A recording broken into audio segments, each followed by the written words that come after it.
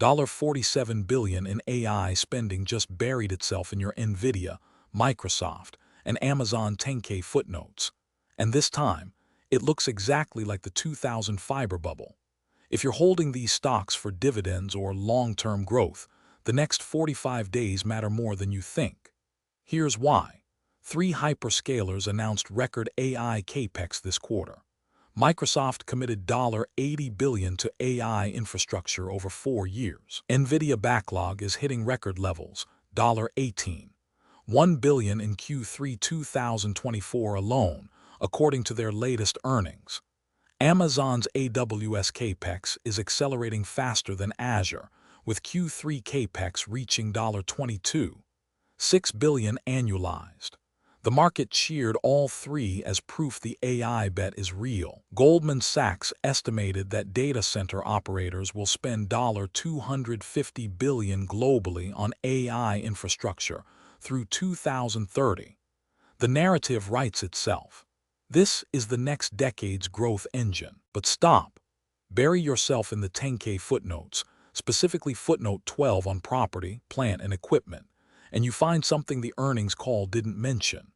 Both Microsoft and Amazon are capitalizing data center assets using 5-10-year useful life assumptions.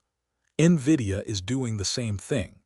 That means they are spreading the AI infrastructure cost across 5 to 10 years of revenue, not taking the hit upfront. Microsoft's capitalized assets in property and equipment grew 34% year-over-year to $127.3 billion.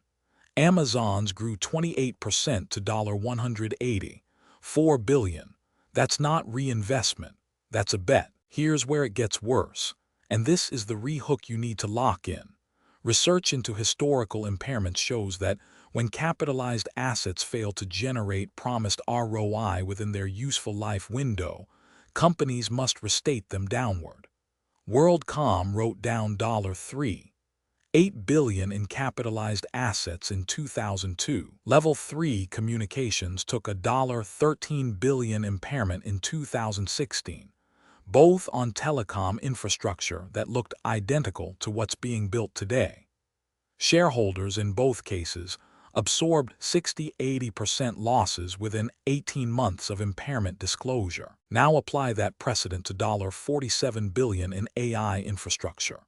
If even half of that fails to generate ROI within the assumed 5–10-year window, and there's real reason to think it might, you're looking at $10–15 billion in potential impairment charges across the three companies combined. For a $500,000 equal weight position in NVIDIA, MSFT, and Amazon, that translates to a $150–300K loss. A 30% correction is not extreme in impairment scenarios. It's precedented. It's happened 3 times in the last 22 years. The data is right there in the MD and sections of their latest 10Ks. Microsoft's management discussion explicitly states that Azure and data center Capex are expected to drive significant future return on assets, but provides no timeline or ROI target.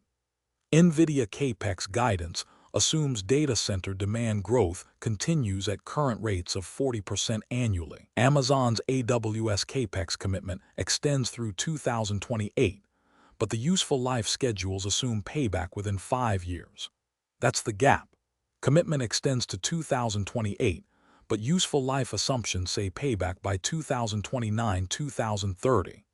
If AI adoption is slower than expected, and here's the second rehook, or if the market fractures between NVIDIA chips and AMD custom silicon or Intel's latest push, those assumptions break fast. For dividend investors, this matters because impairment charges hit earnings quality first.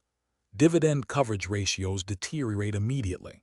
Companies facing asset impairment often cut or freeze dividends to preserve cash.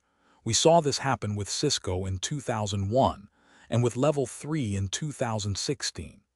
Microsoft's current dividend yield of 0.8% looks safe until it doesn't, and impairment charges are historically the trigger. One impairment charge of $5 billion would reduce Microsoft's net income by 8–12%, which puts dividend safety on ice. The hidden detail most investors miss. The IRS allows companies to depreciate capitalized assets over their useful lives for tax purposes. But if you're holding these stocks in taxable accounts and they face impairment, you can harvest the tax loss. The unrealized loss becomes tax harvestable, but the opportunity cost, being locked into a deteriorating asset during your peak earning decade, 40s to 50, forecloses the ability to lock in gains elsewhere. This is where most investors lose the real money, not in the loss itself, but in the foregone compounding. Q4 2024 and Q1 2025 10K filings arrive over the next 60 days. That's your window. Pull the depreciation schedules, check the useful life assumptions against management's Capex guidance, and decide, does this risk still fit your portfolio or is it time to rebalance? Same facts, different reading. Follow the trail.